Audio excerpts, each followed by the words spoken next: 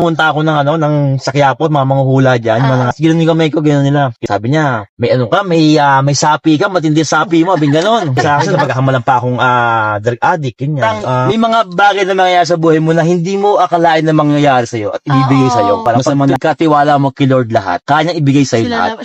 May mga bagay nga na parang, alam mo na hindi mo naman hiniling, pero binigay sa'yo. Alam ni Lord yung kailangan mo, alam niya yung hihiling mo. Kaso nga lang, hindi ka na malapit sa kanya. Ito nga pala yung gamit kong dashcam, itong TD5Z40. Kaya sa mga gusto rin ng dashcam na ganito, dyan po yung link sa description. Or kung gusto niyo naman, itap nyo lang po yung screen ng video ko ito at may makita ka sa gilid dyan, view product. Pag tinap nyo yun, right na po kayo makapunta dito sa TD5Z40 dashcam.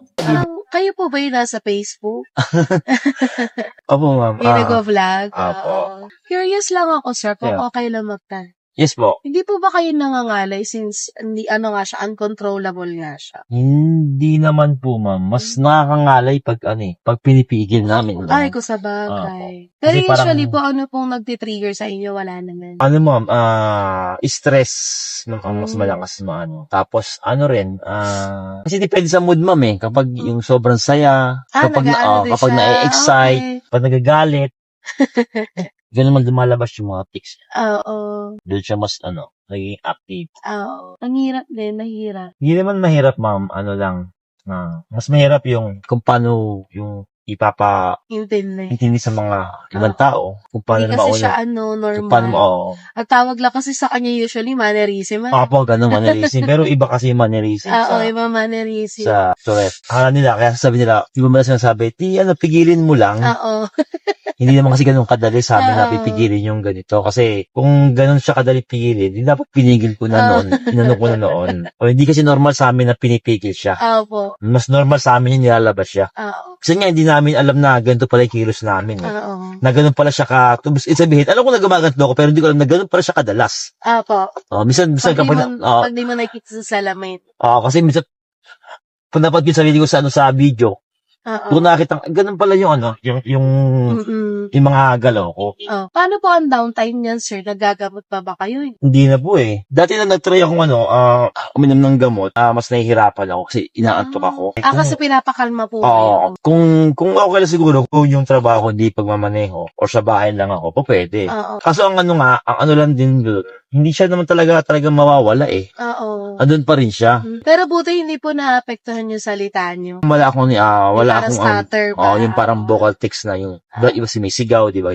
Oo. May nagsasalita ng mga bad word na, Ano po yan, sir, since birth na siya lumabas, Oli? Nung magsimula siya yung sign niya, ako, 6 years old. Tsaka dati, hindi pa masyadong open-minded ang tao sa Tourette's. Yun nga, sabi ko nga, mannerism lang ang Opo. Pigilan mo. Kahit naman ako, ma'am, kahit mga magulang ko, hindi nila alam yung Tourette's Ako na sa sarili ko na naka-discover na Tourette pala yung, kahit yung mga taga sa amin, mga kapamilya ko, hindi nila alam sa sabi nila. Kasi yung pag naglalaro ka, magbabasa ka ng mukha, tapos nakatutos sa TV, di ba, noong araw, ganun. Iba siya sabi, siguro na pinagbubutas ka ng nanay mo, may inom na gamot, ganyan. Iba naman, sabi, di ba, sa probinsya, alam mo naman, sabi, napaglaruan ka ng masamang, espiritu niya, na matandahin, Ganun po, sabi nila. Minsan yung mibritan kami lugar, yung nanay niya parang nanggagamot. Sabi sa akin, madala ka rito ng kandilang pula. Tatawasin kita. Ganyan. Tapos hanggang sa dumating sa punto bumunta ako ng Sakyapo, mga manguhula dyan, punta ako dyan, gano'n yung kamay ko, gano'n nila. Tapos sabi niya, may may sapi ka, matindi sapi mo, abing gano'n, sa akin gano'n. Ay, kung ano po gagawin? Sabi niya, tapos sabi niya sa kasama niya, tingnan mo, alam niyo, ang reaction mo kanya, parang antindi na gano'n. Tapos sabi sa akin, ano po gagawin ko? Antindi na sapi mo, sir. Sabi niya, ito may ditong bilhin mo to. Aming gano'n, kung magkano po yung limandaan, parang langis. 500. Nung time na yun, yung 500, parang ang halaga nun ngayon, nasa 1,000. Oo, ganun wala akong trabaho nun Di sabi ko, sige po, babalikan ko na lang po, ganun. Yun nung, pinapanood sa TV na parang kagaya na nangyari sa akin. Di naman ako, nag-search ako, sinerch ko yung dun ka nalaman na Tourette's pala siya. Tourette's pala tawag sa akin. Nakita ko yung mga nangyayari sa kanila, parang pares sa akin, parang pares ng Oo. ganun. Kumbaga parang nagkaroon ng sagot sa mga, Sagot. sagot sa mga tanong na ano Hindi ko. pala siya masamang hangin. Oo, hindi pala siya mannerism, ganyan. Hindi pala napasma. Pag may mga tao palang kagaya ko. Kasi nung kala ko, parang kakaiba yata ako. Parang ako lang yata yung namumod tangi sa lugar namin. Parang wala ako lang eh.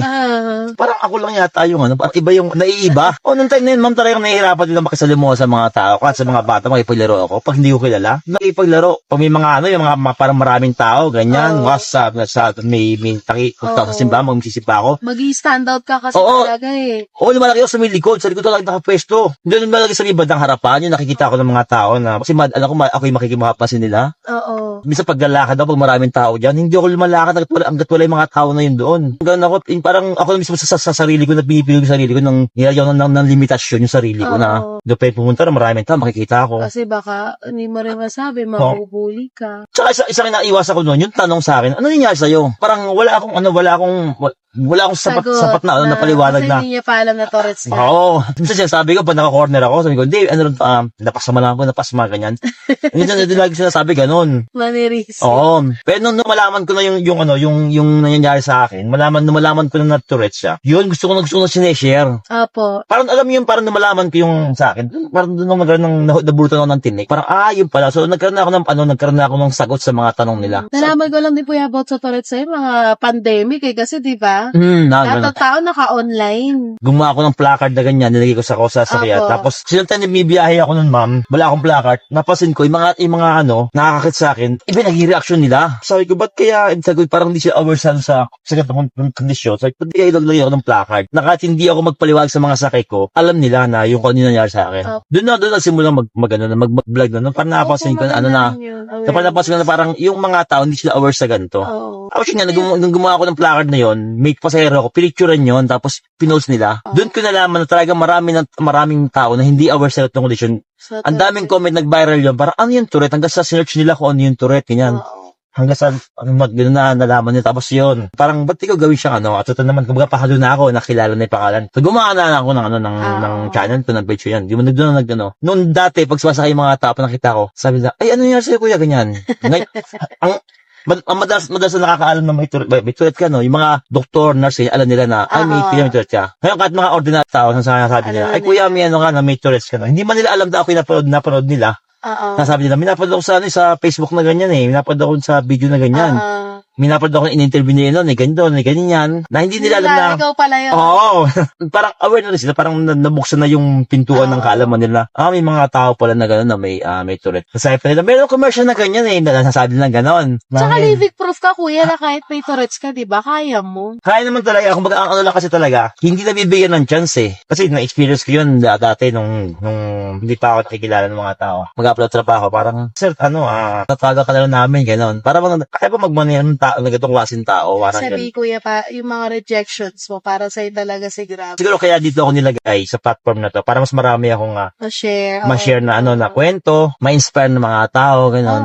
At para mas maintindihan ng marami yung Kasi kung bawa yung trabaho ko sa isang lang, hindi ako lumalabas, hindi nakita, wala akong nakasalubong maraming tao. Paano ma-share yung ko, di ba? So, isa pang maganda rin yung social media, yung platform social media. Mga parang andaling ng awareness. Dati nga, kapag lumalabas ako dati noon, madalas asawa ko, nakakapaaway asawa ko. Nakita niya kung paano ako inaano ng mga tao, pagtatawanan, ginagaya, ganon. Tapos pag yung mga tao ko nakakita sa akin, parang alam mo yung tingin nila parang nagtataka sila na parang matatawa, ganyan. Iba yung ngiti nila. Parang may parang pang-insult. Oo, ganon. Pero nung kumalat na yung video ko, marami na nag-viral na video, nakilala na rin ako. Alam mo yung pag nakita nila ako, iba na yung ngiti nila, parang naaamay sila, ay, iti na po ko.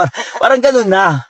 Iba na yung ngiti nila. Dati yung tingin sa akin, parang ano nangyari dito? Parang, ano nangyari dyan? Kasi nung naranasan ko dati doon, mas masaya ko ng LRT, ng bus, ganyan. Yung katabi ko lumalayo sa akin eh. Lumilipat siya ng pwesto talaga eh. Kasi napagkakamalan pa akong drug addict, ganyan. Ngayon, mga nakakatuwa lang din kasi marami na rin nakakaalam, nakakilala sa akin. Kamukha mo, nakilala mo na rin ako. Di ba?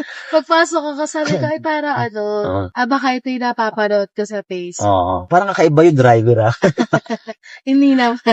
Tinan mo, kuya, iba talaga si Lord. Pinapabalik ako sa building. Bakit? Naiwan ko yung ID ko. Paano yan, ma'am? Baka sign yan, ma'am, Sign niya na yun. babalik ka dito para solid mo yan dahil magsi-start ka na rin eh. Ayan. Baka-hire ka. Sure yan, ma'am. Pagdating mo ngayon, matulog ka, mag-relax ka kasi bukas makakatanggap ka ng isang magandang balita. Yes. Pray ka lang, pray. Lagi naman. Oo. Bibigay sa'yo ni Lord yan. Iba talaga, kuya, pag nagdadasal. Oo, ma'am. Hindi man eksaktong binibigay sa yung hiling mo, Oo. pero may dumarating. Oo, may dumarat. May binibigay siya. Totoo. Ikaw, Kasi kuya, ano eh. nagdadasal ka, specific ka ba? Paano ka na, ma'am? May pari kasi kami dati na sabi sa amin, what if ikaw si Lord, ikaw si Jesus? Tapos, pag nagdadasal ka, hindi mo sinasabi yung pangalan. Pangalan ko? Oh, kuyari, sabihin mo lang na sana po, ganito po, ganyan, thank you po. Hindi ka kilala ni Lord kasi sa milyong-milyong tao daw sa mundo. Marami kayo, ako po, ganito po. Eh, sinong ako? Sabi ng pare. Kaya tinuruan niya kami, sabi niya, pag magdadasal kayo, maging specific kayo, sabihin mo pangalan mo, sabihin mo yung pangalan ng pinagdadasal mo. Para sa akin naman kasi, ma'am, sige, sabay kasi kanya tayo ng paniniwala. Oo. Kasi di ba nga, sabi nga ni Lord, hindi ka pa malapit sa akin, alam ko na yung Alam yan, kailangan mo. So, kailangan mo. ganun kasi, diba, sasabihin niya, hindi tayo kilala. Kilala ka na niya agad eh. Oo. Di ba, kahit niya mga disipulo niyan, bago niya kinuha na yun, kilala niya na. Na sila na. Di ba? So, ang dami-daming tao sa mundo, di ba? Parang, Oo. pero lahat yan napapakinggan niya eh. Ito yung dasal ni Marlon, ito yung dasal ni ito, bago pa pagising, alam ko na hihilingin niyan. Sana matanggap na siya sa work niya. Baga, parang ang gusto lang naman siguro ni God, i-follow up mo yung dasal mo. Alam ni Lord yung kailangan mo, alam niya yung hihiling mo. Kaso nga lang, hindi ka na malapit sa kanya. Paano niya bibigay sa iyo yung gano'n, di ba? Kanang, lapit ka sa akin, magdasal ka. Oo nga, no. Kaya nga, di ba sabi nga, bago ka pala lumapit kilo, alam niya na yung laman ng puso mo. Kaya nga, ito na binibigyan sa iyo eh. Kasi yung ibang hinihiling mo, hindi pa talaga dapat eh. At saka hindi nararapat para sa iyo. Kasi, may alam mo time, yun, talaga may oras. kasi kami minsan may mga dasal na akala mo makakabuti sa atin, pero hinihiling natin, akala mo makakabuti. Pero, kumbaga parang pag binigay ko sa iyo yan, mas magiging iba yung ugali mo. Naghahangad ka ng promotion, pag pinromote kita, mas ma-stress ka. Di ba? Pag pinromote kita, pag binigyan kita ng gatong yaman, baka makalimutan mo na ako. Totoo. Di ba? Kaya pag parang ibibigay ko lang sa'yo, yung talagang para sa'yo. Ganun naman talaga yung kaya lahat hindi na nanalo sa loto. Hmm. Hindi pa nila kailan kaya yung oras natin kaya manalo sa loto. Parang mananalo, di ka tumataya, di ba? Suntok sa buwan yun, di ba? Yung mga gano'n na natatawag na parang, gusto ko yung mga pwede ka naman nagsisikap. Oo, totoo. Hindi pwede, kumbaga parang ang buhay, hindi naman magic yan, sa isang pitik. Nandiyan na lahat eh. Gusto mo yung mama, magsikap ka, magtrabaho ka, magdasal ka, tapos kumigay ka kumbaga parang ng patnubay kay Lord na sana yung mga plano mo, i-guide niya, ibigay din sa'yo. Kumbaga, pero hindi pwedeng, Lord, sana yumaman ako, tapos matutulog ka na. So, wala ka gagawin bukas. Sabi sa Lord, gusto mo yumaman pero natutulog ka. Totoo. Ano gusto mo, ako na magtatrabaho sa'yo, bibigyan agad sa'yo yung gusto mo, andyan ka na, di ba? Kailangan mo rin talagang kumilos. Di ba? Kaya nga sabi nga di ba, nasa tao ang gawa, na nasa Diyos ang awa. Marami talagang umaasa sa loto, ma'am, no? Kung bibigyan ako talaga ni Lord ng blessing, kahit di ka tumayan ng loto, bibigyan niya, kahit sabihin mo na na tatrabaho ng ganyan, kung bibigyan ka niya ng blessing, marami siyang pwede ibigay sa'yo, kahit na parang bigla meron kang maging business. Doon ka sa kanya. Ilapit ka niya doon sa mga tao na na matutulungan ka niya. Yan. Buti sa amin ganun.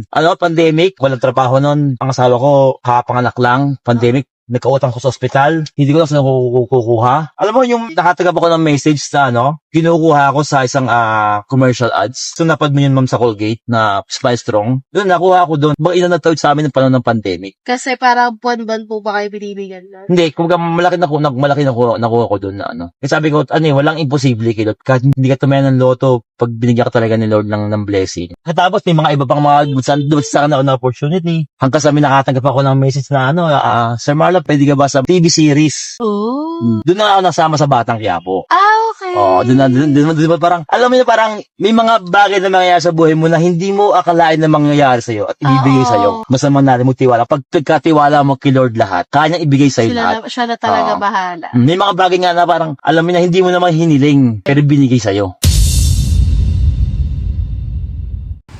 Ayun, ito nga pala yung gamit kong dashcam, itong DD5 Z40. Kaya sa mga gusto rin ng dashcam na ganito, andyan po yung link sa description. Or kung gusto niyo naman, itap nyo lang po yung screen ng video ko ito at makakita ka sa gilid diyang view product. Yung pagka tinap nyo yun, dadal na po kayo dito sa Pag tinap nyo yun, rekta na po kayo mapunta dito sa TTPI Z40 Dashcam.